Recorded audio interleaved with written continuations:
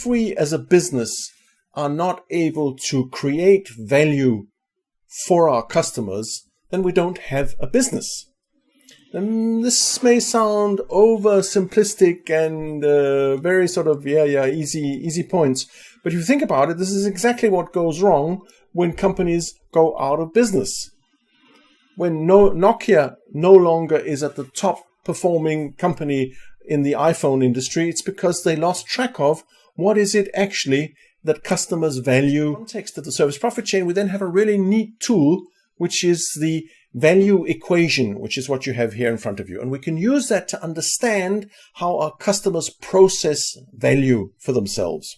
So the first thing to understand here, which I've already been alluding to, is that value can only be understood from the customer perspective.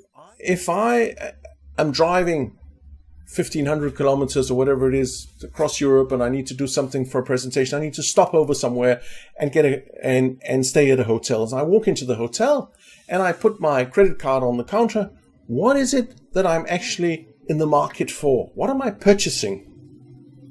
Well, from most hotels' point of view, what they're going to say to you is that what they're going to offer you is a 45 square meter room with a king size bed and air conditioning, blah, blah, blah.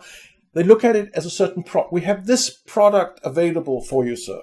And that's their thinking around it.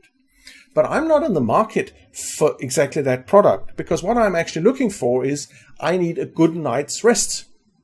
That is what I'm shopping around for.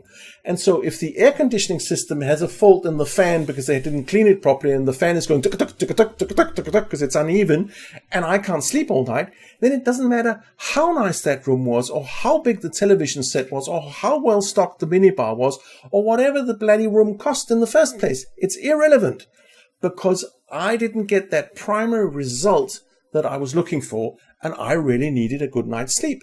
That's why I went to a hotel. Otherwise, I could have slept in the car.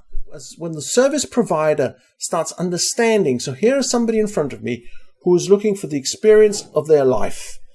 And I start understanding what this is. And then I start saying, oh, but then we're going to move it to the other banqueting hall, because in the other banqueting hall, we actually have the possibility to have these plastic angels come floating in from the ceiling. And we can have a little band over in the corner with violins that actually accompany that. And that creates exactly that kind of atmosphere that you were talking about just now. How does that sound?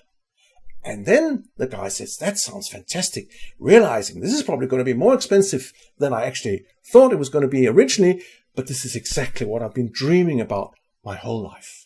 And so understanding the result that somebody is looking for before you start looking at your own product and offering is essential if you're going to create value for the customer.